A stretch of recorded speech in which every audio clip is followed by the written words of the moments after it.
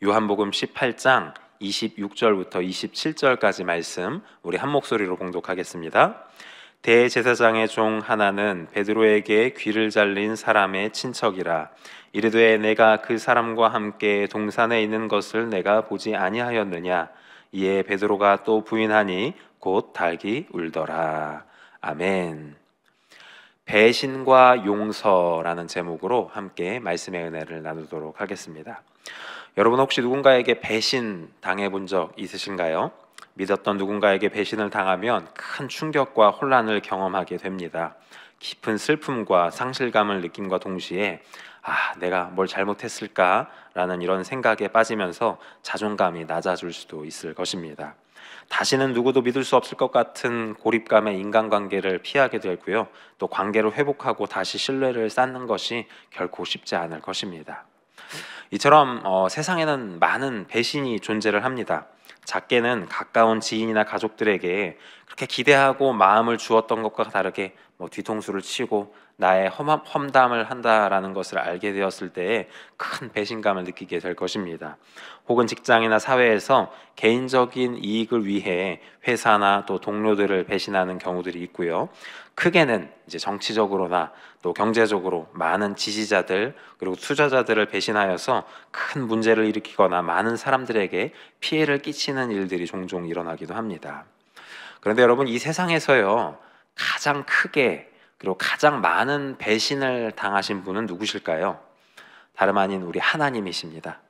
하나님께서는 태초에 에덴 동산에서 아담과 하와에게 배신을 당하신 이후로 끊임없이 우리 인류로부터 배신을 당해 오셨습니다. 많은 배신을 당하시고 믿고 배신당하고 믿고 또 배신당하고 이러한 일이 반복되어 오는 것을 볼 수가 있습니다. 따라서 성경에도 수많은 배신의 이야기들이 기록되어 있는데요. 오늘 본문은 그 중에서도 아주 대표적이고 명확한 이 배신의 사건이다라고 할 수 있는데 다름 아닌 베드로가 예수님을 3번 부인했던 그러한 사건입니다. 첫 번째로 배신의 이유에 대해서 함께 생각해 보기 원합니다. 예수님께서 십자가 순환을 앞두시고요, 제자들과 마지막 만찬을 하고 계실 때였습니다. 갑자기 예수님께서 이런 말씀을 하세요. 제자들에게 얘들아, 오늘 밤 너희가 다 나를 버릴 것이다 라고 이러한 말씀을 하십니다. 뜬금없는 말씀에 제자들은 당황했을 법도 한데 열정적인 제자였던 이 베드로는요 이렇게 이야기를 합니다. 예수님, 다른 모든 사람이 주님을 버릴지라도 저는 결코 주님을 버리지 않겠습니다 라고 이렇게 당당하게 이야기를 한다라는 것이죠. 얼마나 충성스러운 이야기입니까? 빈말이라도 누군가 나에게 그런 말을 해준다라면 아마 마음이 제법 흐뭇할 것 같습니다. 그러나 예수님께서는 베드로의 이 대답에 전혀 흐뭇해하지 않으셨고요, 오히려 이 베드로의 대답에 찬물을 끼얹는 말씀을 하십니다. 마태복음 26장 34절인데요 함께 보겠습니다.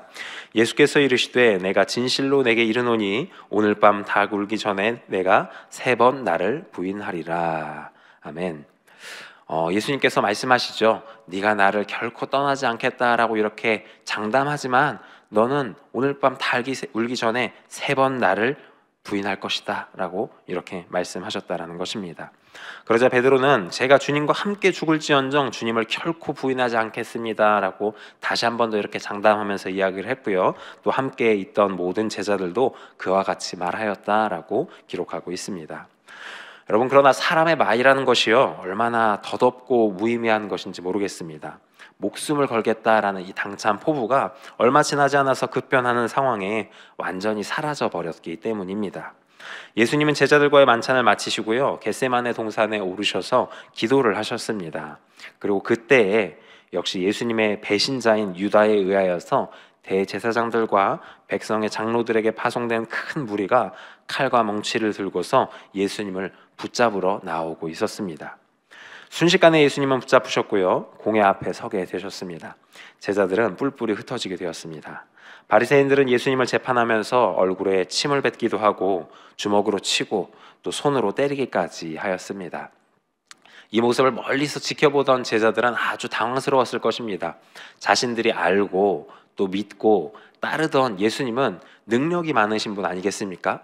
크신 기적을 베푸시는 놀라우신 예수님이신데, 아니 도대체 왜 저렇게 수모를 당하고만 계신 것인가? 초자연적인 역사를 일으키셔서 당장 저 악한 무리들을 물리치시고 자유롭게 될 수는 없는 것인가? 답답한 마음이 있었을 것입니다. 그런데 자신들의 기대와 생각과는 다르게 상황이 갈수록 악화되자 제자들은 혼란스러웠고 두려웠을 것입니다. 그러니 누구 하나 최후의 만찬 때 호언장담했던 것처럼 앞서 나서서 당당하게 내가 예수님의 제자입니다 라고 밝히는 사람이 없었던 것입니다. 그런데 바로 그때 베드로에게 뜻밖의 일이 일어납니다. 바로 자신이 예수님의 제자라는 사실을 아는 사람들이 나타났던 것입니다. 이렇게 재판과 예수님의 그러한 움직임을 살펴보고 있던 때에 한 문 지키는 여종이 베드로에게 너도 이 예수라는 사람의 제자 중 하나가 아니냐라고 이렇게 추궁을 하였던 것이죠.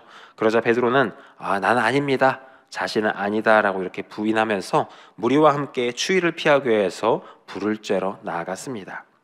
잠시 이렇게 따뜻하게 불을 쬐고 있었는데 그 불을 함께 쬐고 있던 무리들 중에서도 베드로를 알아보는 사람이 있었습니다. 그가 베드로에게 이렇게 이야기하죠. 당신도 예수의 제자 중 하나가 아닙니까? 라고 이렇게 말하자 역시 베드로는 한 번 더 나는 아닙니다 라고 이렇게 부인을 하였습니다. 그런데 이번에는 진짜로 베드로의 정체를 아는 사람이 등장을 했는데요. 예수님께서 붙잡히실 때에 베드로가 이렇게 저항을 하면서 대제사장 종 말고라는 사람의 귀를 자르는 일이 있었습니다. 이렇게 귀를 잘린 그 사람의 친척이 그 자리 가운데 있었다라는 것이죠. 직접적인 피해를 입었던 사람이 있었으니까 이 베드로를 잊지 않고 똑똑히 기억을 하고 있었던 것입니다. 오늘 본문 말씀인데요. 요한복음 18장 26절로 27절입니다. 한번 더 읽어보겠습니다. 대제사장의 종 하나는 베드로에게 귀 잘린 사람의 친척이라 이르되 내가 그 사람과 함께 동산에 있는 것을 내가 보지 아니하였느냐. 이에 베드로가 또 부인하니 곧 달기 울더라. 아멘. 이렇게 베드로는 자신이 장담했던 것과 다르게, 그리고 반대로 예수님께서 말씀하셨던 것에는 정확하게 달기 울기 전에 3번 예수님을 부인하는 배신을 저지르게 되었습니다. 사랑하는 여러분, 우리 인간의 말은요 이처럼 덫이 없고 또 힘이 없으며 거짓투성이입니다. 하지만 우리 주님의 말씀은 의로우시며 힘이 있으시며 또한 참된 진리의 말씀이 되어지는 줄로 믿습니다. 우리는 우리 스스로의 연약함을 잘 깨닫지를 못합니다. 혹은 우리의 연약함을 알고 있으면서도 그것을 일부러 감추려고 하지요. 그래서 우리는 허황되고 과장된 말과 행동을 할 때가 있습니다. 그러나 우리 주님은 우리의 연약함과 우리의 진실한 모습을 알고 계십니다. 그렇기 때문에 베드로가 자신을 부인할 것 그리고 배신할 것을 잘 알고 계셨던 것입니다. 우리 인간은 다른 누군가를 그리고 우리 주님을 배신하는 이유가 어디에 있느냐? 바로 우리 스스로의 연약함 때문이라는 것이죠. 의도했든지 의도적이지 않았든지 간에 우리는 우리 자신의 연약함으로 말미암아 배신을 저지른다라는 것입니다. 두려움과 생존 본능 때문에 배신하기도 하고요. 또 상대에 대한 시기와 질투 때문에 배신할 수도 있습니다. 예상과 전혀 다른 현실을 맞닥뜨렸을 때에 이익과 유혹을 쫓아서 배신하기도 합니다. 물론 이 상황과 환경의 압박 때문에 이렇게 즉흥적으로 또 실수로 자신의 생각과 다르게 배신을 할 수도 있다는 것이죠. 어찌되었든 우리는 모두 우리의 연약함 때문에 배신을 저지릅니다. 혹시 이러한 성경 이야기를 보면서 여러분, 나라면 절대 베드로처럼 배신하지 않았을 텐데 참 베드로 저 사람 연약한 사람이구나, 모질은 사람이구나 라는 이런 생각을 해보신 적 있으신지 모르겠습니다. 나라면 절대 아담과 하와처럼 저 선악을 알게 하는 나무의 열매를 따먹지 않을 거야. 주님께서 분명히 말씀하지 않으시겠어? 절대로 먹지 말라라고 말씀하셨는데 나는 절대로 먹지 않았을 거야. 나는 절대로 주님을 배신하고 죄악 가운데 빠지지 않을 거야 라고 생각해 보신 적 있으신지 모르겠습니다. 하지만 여러분, 이 베드로가 다름 아닌 저와 여러분들의 모습입니다. 그리고 아담과 하와가 바로 저와 여러분들의 모습이다라는 것이죠. 우리는 우리의 연약함 때문에 저들과 같이 배신을 저지르고 죄악 가운데 빠져들고 만다라는 사실을 겸손하게 또 진실하게 받아들여야만 하는 줄로 믿습니다. 우리가 우리의 연약함을 바로 보고 인정하고 받아들일 때에 비로소 주님께서 우리에게 베풀어 주시는 용서의 은혜를 누릴 수 있기 때문입니다. 우리 두 번째로 용서의 이유에 대해서 함께 생각해 보기 원합니다. 주님께서는요 이렇게 베드로의 연약함을 아시고 그의 배신할 것을 이미 알고 계셨죠. 그럼 알고 계신 것으로 끝난 것이냐? 그것이 아니라 그것을 뛰어넘어서 그를 용서하시고 회복시키시고 다시 세우시는 은혜를 베풀어 주신 줄로 믿습니다. 야 베드로, 너 내가 그럴 줄 알았다, 그러면 그렇지 하고 이렇게 실망하고 진노하신 것이 아니라 그를 찾아가셔서 그를 일으키시는 은혜를 베풀어 주셨다라는 것입니다. 억울하게 사람들 앞에 붙잡히고 또 제자들에게 외면당하고 사람들에게 조롱당하신 예수님은요 결국 십자가에 못 박혀 돌아가셨습니다. 이 세상 모든 죄를 짊어지시고 십자가에 몸짓겨 보배로운 피를 흘리신 것입니다. 하지만 예수님께서는 이 죽음을 이기시고요 모든 죄악을 물리치시고 3일 만에 부활하셨습니다. 그리고 제자들에게 그 모습을 다시 한 번 더 나타내 주셨습니다. 예수님의 제자가 되기 이전에 어부였던 자신의 삶으로 돌아갔던 베드로에게도 예수님께서는 다시 찾아와 주셨습니다. 그리고 그를 부르시고 그와 한 번 더 식사를 하면서 이렇게 물으셨습니다. 베드로야, 네가 나를 배신하고 부인하였는데 베드로야, 네가 나를 사랑하느냐라고 이렇게 물으십니다. 요한복음 21장 15절로 17절인데요. 함께 살펴보겠습니다. 그들이 조밥 먹은 후에 예수께서 시몬 베드로에게 이르시되 요한의 아들 시몬아, 내가 이 사람들보다 나를 더 사랑하느냐 하시니 이르되 주님 그러하나이다. 내가 주님을 사랑하는 줄 주님께서 아시나이다.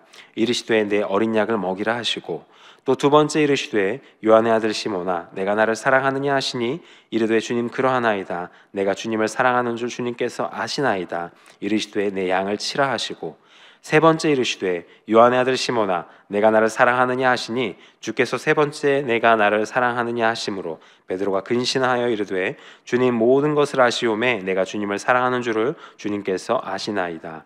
예수께서 이르시되 내 양을 먹이라. 아멘.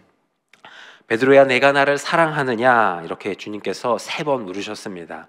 이것은 베드로가 3번 예수님을 부인하고 배신하였던 것을 회복시키시는 사건이었습니다. 베드로의 입술의 고백을 통하여서 그가 예수님을 사랑한다라는 것을 고백하고 선포하게 하셨고 그의 잘못을, 그의 배신을 돌이키고 회복시키시는 은혜를 베풀어 주셨다라는 것입니다. 이렇게 베드로는 주님의 은혜로 용서를 받고 회복되어서요 하나님 앞에 귀하게 영광 올려드리고 주님께 귀하게 쓰임받는 사도로서 세움을 받았습니다. 많은 사람들의 주의 복음을 증거하였고 예수 그리스도의 살아계심과 우리의 구주 되심을 선포하게 하여 주신 줄로 믿습니다. 사랑하는 여러분, 이처럼 예수님의 용서는요 사람을 변화시키시는 줄로 믿습니다. 사람들을 회복시키시고요 새로운 사명의 자리로 나아갈 수 있도록 인도해 주시는 능력이 있는 줄로 믿습니다. 프랑스의 작가 빅토르 위고의 레미제라블이라는 소설이 있습니다. 이야기를 보면요 자신에게 호의를 베푼 신부에게 배신을 하는 장발장의 모습이 나타납니다. 이 죄수라는 낙인이 찍혀가지고 어떤 일자리도 얻지 못하고 이리저리 떠돌아다니던 장발장이 어느 날 한 교회에서 신부님의 따뜻한 환대를 받게 되었습니다. 오랫동안 굶주렸던 그에게 맛있는 음식을 대접하고요 또 따뜻하고 편안한 잠자리를 그에게 제공했던 것입니다. 그런데 그날 밤 장발장은 그 신부의 따뜻한 환대에 배신을 저지릅니다. 무엇인고 하니 바로 그 교회 식당에 이렇게 비치되어 있던 귀한 은식기와 값나가는 물건들을 훔쳐서 달아나고 말았던 것입니다. 신부님의 호의를 배신하고 도둑질을 하고 말았던 것이죠. 하지만 이 장발장은 얼마 가지 못 가서 경찰들에게 붙잡히고 말았고 교회의 물건을 훔쳤다라는 혐의로 끌려오게 되었습니다. 이때 신부님은 놀라운 용서의 모습을 보이게 됩니다. 장발장이 그의 물건을 훔친 것이 아니라 내가 선물로 그에게 준 것입니다 라고 이렇게 이야기했던 것입니다. 자기가 가지고 있던 그 은식기를 내가 선물로 준 것이고 뿐만 아니라 교회에서 가장 값진 은촛대를 왜 가져가지 않았느냐라고 하면서 그에게 내주는 그러한 모습을 보였습니다. 경찰들은 이 모습을 보면서 굉장히 미심쩍었지만 이렇게 할 수 없이 돌아갈 수밖에 없었습니다.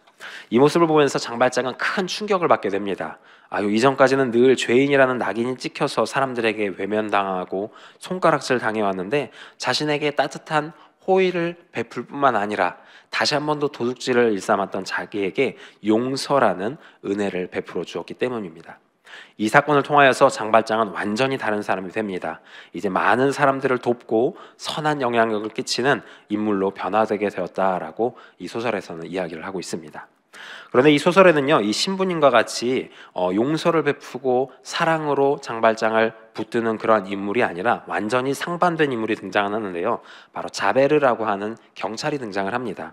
이 사람은 장발장을 끝까지 용서하지 않고 또 변화된 장발장을 인정하지 않고 자신이 생각하는 정의를 위하여서 끝까지 물불가리지 않고 그를 쫓아다니다가 결국은 비참한 최후를 맞이하게 되는 모습이 그려지고 있습니다. 이 이야기를 통하여서 우리는 용서가 생명을 살리고 또 사람을 변화시키고 선을 이룬다라는 사실을 깨달을 수가 있습니다.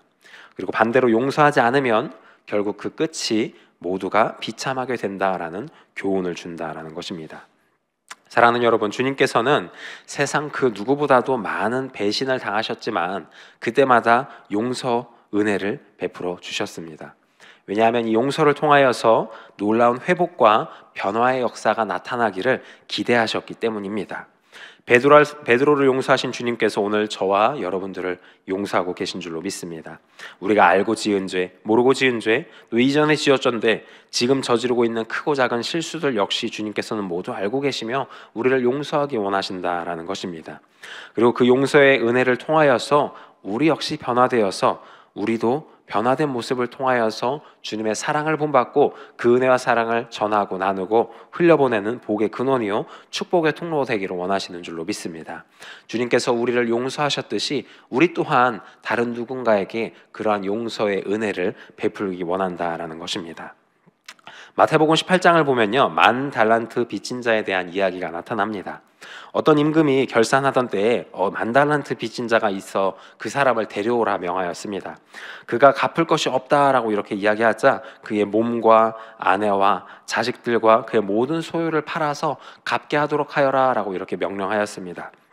그러나 그 종이 엎드려서 절하면서 자신을 불쌍히 여겨달라라고 간절히 애원했습니다. 결국 그 주인은 마음이 동하여서 불쌍히 여겨 그 10,000달란트 빚을 탕감해주고 그를 놓아주었습니다. 놀라운 은혜를 베푼 것이죠. 놀라운 용서를 베푼 것입니다. 그런데 이 10,000달란트 탕감받은 사람이 이렇게 길을 나가다가 어떤 동료를 만나게 되었는데요, 그 동료는 자신에게 100데나리온이라는 돈을 이렇게 빚진 사람이었습니다. 그는 자신이 10,000달란트나 탕감받았음에도 불구하고 100달란트 빚진 자를 용서해 주기는커녕 그를 붙잡고 목을 잡고 옥에 가두어 버리고 말았습니다. 이 소식을 듣게 된 주인은 화가 나서요, 다시 그 사람을 불러들이고 이렇게 이야기를 합니다. 마태복음 18장 32절로 35절 말씀입니다. 이에 주인이 그를 불러다가 말하되 악한 종아, 내가 빌기에 내가 내 빚을 전부 탕감하여 주었거늘 내가 너를 불쌍히 여김과 같이 너도 내 동료를 불쌍히 여김이 마땅하지 아니하냐 하고 주인이 노하여 그 빚을 다 갚도록 그를 옥졸들에게 넘기니라. 너희가 각각 마음으로부터 형제를 용서하지 아니하면 나의 하늘 아버지께서도 너희에게 이와 같이 하시리라. 아멘. 사랑하는 여러분, 주님께서는 저와 여러분들을 사랑하시고 용서하시고 은혜 베푸심과 동시에 우리를 통하여서 또한 그러한 모습이 나타나기를 기대하고 계신 줄로 믿습니다. 용서는 사람을 살리고 변화시키며 또한 이 세상을 아름답게 만듭니다. 우리를 통하여서 그러한 아름다운 일들이 나타나기를 주님께서는 기뻐하시는 줄로 믿습니다. 우리가 기억해야 할 것은요, 나도 용서받은 사람이기에 죄악된 나를 주님께서 붙드시고 회복시키시고 구원을 하신 그 은혜를 기억하면서 다른 누군가를 용서하기를 바라신다라는 것입니다. 물론 이 용서는 결코 쉽지가 않습니다. 나를 배신하고 피해를 끼치고 상처를 입힌 사람이 자기는 멀쩡하게 희희락락하면서 살아가는 것을 지켜보는 것은 결코 쉬운 일이 아니다라는 것이죠. 그렇기 때문에 우리는 이 용서를 위하여서 성령 충만함을 사모해야만 합니다. 주님의 마음을 구해야만 합니다. 주님의 마음이 우리 가운데 충만할 때에 주님의 긍휼하심과 자비하심이 넘쳐나게 됨으로 말미암아 나의 의지와 나의 힘과 능력과는 상관없이 주님의 능력으로 말미암아 용서의 은혜를 베풀어 줄 수 있다라고 말씀하고 계십니다. 물론 여러분, 배신과 죄악의 대가는요, 그 주님께서 그에게 물으십니다.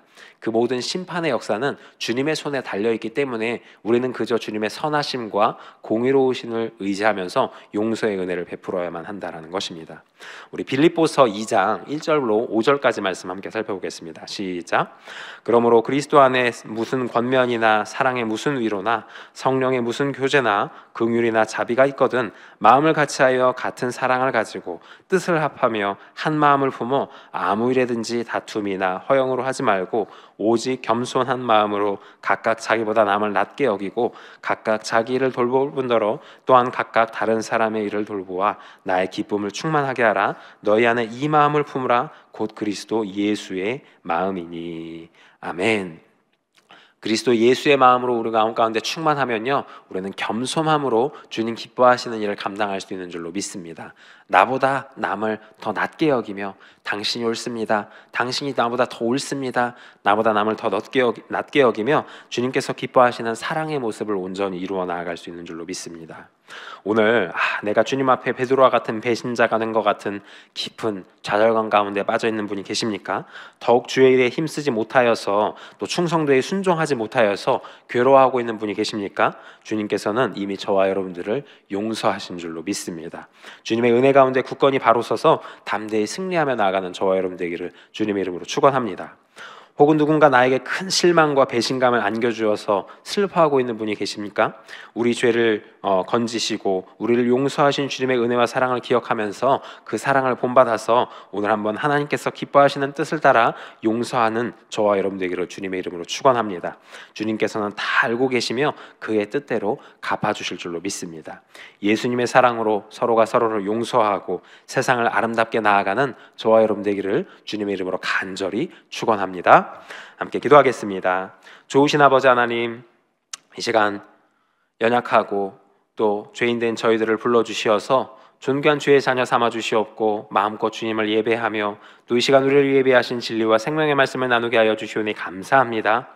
이 시간 주의 성령으로 충만하게 역사하여 주시옵고 우리 마음 가운데 주의 뜻을 온전히 세워주시어서 주님 기뻐하시는 용서의 은혜가 이 세상 가운데 풍성히 나타나게 하여 주시옵고 그로 말미암아 많은 영혼들이 주 앞으로 돌아오고 주의 은혜를 깨닫고 주의 사랑을 실천하며 나아가는 복된 삶을 살아갈 수 있도록 역사하여 주시옵소서.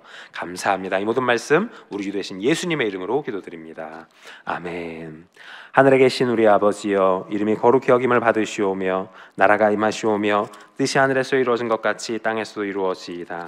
오늘 우리에게 일용할 양식을 주시옵고 우리가 우리에게 죄 지은 자를 사하여 준 것 같이 우리 죄를 사하여 주시옵고 우리를 시험에 들게 하지 마시옵고 다만 악에서 구하시옵소서.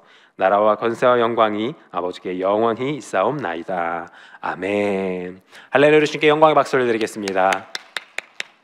이제 기도하는 시간입니다. 이 시간 나라와 민족을 위하여서 우리 여의도 순복음교회와 이용훈 대표 총회장을 위하여서 여의도 순복음 분당교회와 황선호 담임 목사님의 목회 사역과 건강을 위하여서 기도해 주시고요. 우리 교회의 재직과 주의 종들, 파송된 선교사님들을 위하여서 또 이 시간 가지고 나온 우리 간절한 마음의 소원, 기도의 제목을 놓고 우리 함께 나눈 말씀 기억하면서 성령 충만함을 위하여서 주여 세 번 부르짖고 간절히 기도하겠습니다. 주여, 주여, 주여.